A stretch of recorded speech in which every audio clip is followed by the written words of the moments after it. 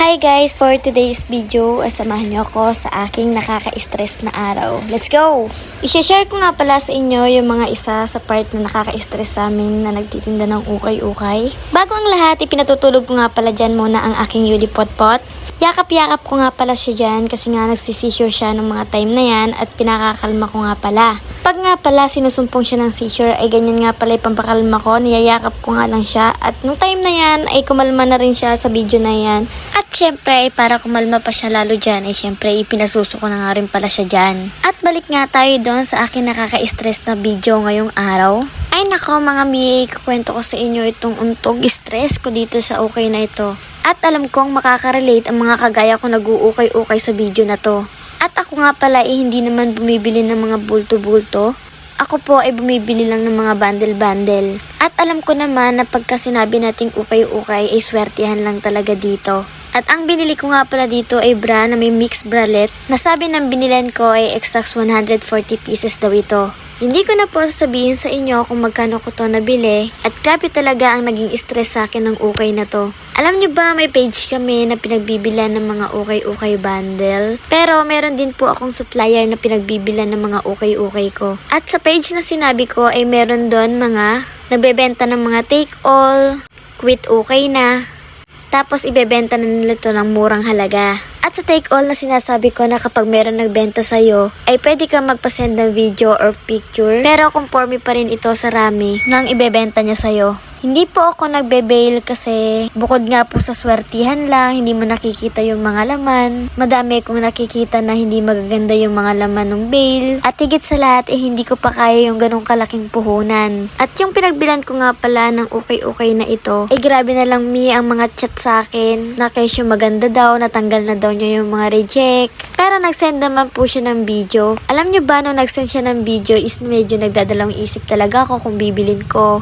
Pero napakakulit talaga niya, chat siya ng chat. Kaya ko lang din naman to binili, isabi niya kasi bukod sa wala na daw reject, inalis na daw niya yung mga reject, ganyan. Maramihan po kasi talaga akong kumuha, halimbawa 140 pieces. Ine-expect ko na po doon na halimbawa 50 pieces yung reject doon. So, meron pa ako natitira na 90 pieces na pwede ko na talaga siyang ibenta, ganun. Pero dito, hindi naman po ako sa nag-iinarte. Nagwo-work kasi yung kuya ko doon sa Kabanatuan. Then, doon ko na lang po pinadadala yung ukay ko. Then, hindi ko na siya na-check on the best. Sinesend ko na lang ng Gcash yung payment. Then, dadali na lang doon sa work ng kuya ko. Then, iuwi na lang ng kuya ko dito. Nung time na inuwi ng kuya ko yan dito sa bahay, gabi na siya nakauwi nun. Syempre, gabi na, nakahiga na rin kami. Hindi ko na rin siya chinek. Kaya kinabukasan ko na rin siya natignan. Ay nako, kung alam nyo lang yung stress talaga. Nung unang buklat ko pa lang is alam ko ng mga rejecto. Alam nyo ba sa may ukay-ukay is may tawag kami na sinakos na tinatawag. Yung sinakos na binebenta dun sa page namin is pwede mo pa siya talaga ayusin, diskartihan. Kasi pagkakaalam ko sa sinakos is merong mga butas,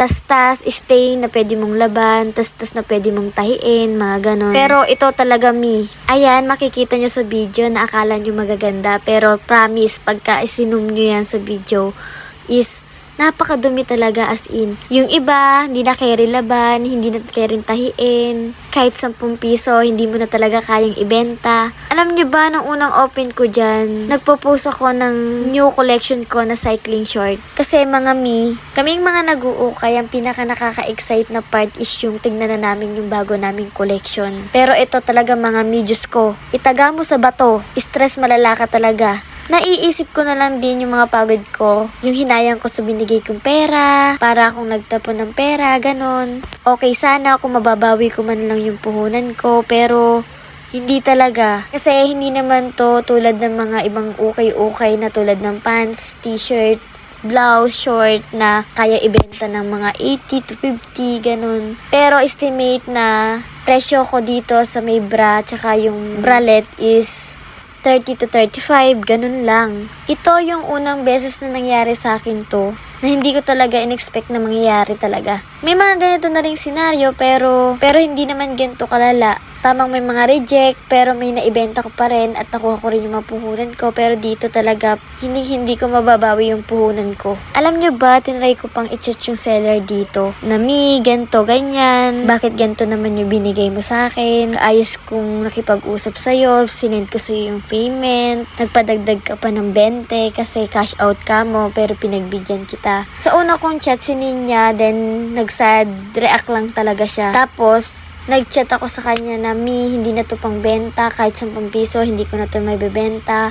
Kung tatahiin or lalaban, hindi na talaga carry. Ganon, sinend ko sa kanya lahat ng picture. Pero, hindi na niya ako sinin kahit hanggang ngayon. Pero, alam ko naman na pagka-ukay, iswertihan lang talaga. Kailangan mong sumugal, kung paano mo didiskartihan. Marami pa nga ako minsan dyan naririnig na ang mahal nyo magbenta, malaki na may kinikita nyo dyan, ba't ganyan ay yung presyo nyo, mga ganyan. Nakomi, kung alam nyo lang yung nagiging stress namin. Bukod sa hirap namin magpicture, hindi ganun kadali, yung effort namin dito, yung puyat namin, na nagpicture nga lang daw, nakabenta ka na, ganun. Etong experience na to is pinapakita ko sa inyo dahil hindi lahat ng nag-o-online na kagaya ko ng ukay-ukay iswerte. Talagang dumadating po kami sa point na minamalas din talaga. Tulad nito, na talagang parang nanloko lang. Easy money kumbaga.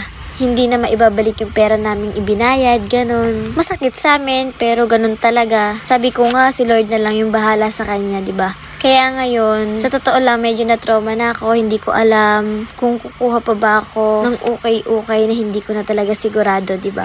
Pero dahil hindi ko nga kayang i-check talaga, dahil malayo ako, kaya tatanggapin ko na lang. Kasi mas maganda pa rin talaga yung kaya mong puntahan sa mismong bahay nila, i-check mo muna bago mo bilhin, mga ganun. At least, sure ka talaga. Pero ganun talaga mga mi sa negosyo, may minamalas, may sinuswerte. Kaya yun lang, sana makapulot ng aral ito sa inyo. At sana wag niyong isipin na madali lang magnegosyo. Na easy money kumbaga para sa inyo. Pero ang totoo, hindi nyo lang po nakikita yung effort namin. Kung paano namin dinadala yung mga stress na yan. At yung pagod namin araw-araw. Yun lang mga mi, sana nagustuhan nyo itong video na to. And please don't forget to like and follow my page. It's me, your Mami Monica, plus Inang Tindera, and full-time mom, plus feeling content creator ng Nueva Ecija. Yun lang, bye!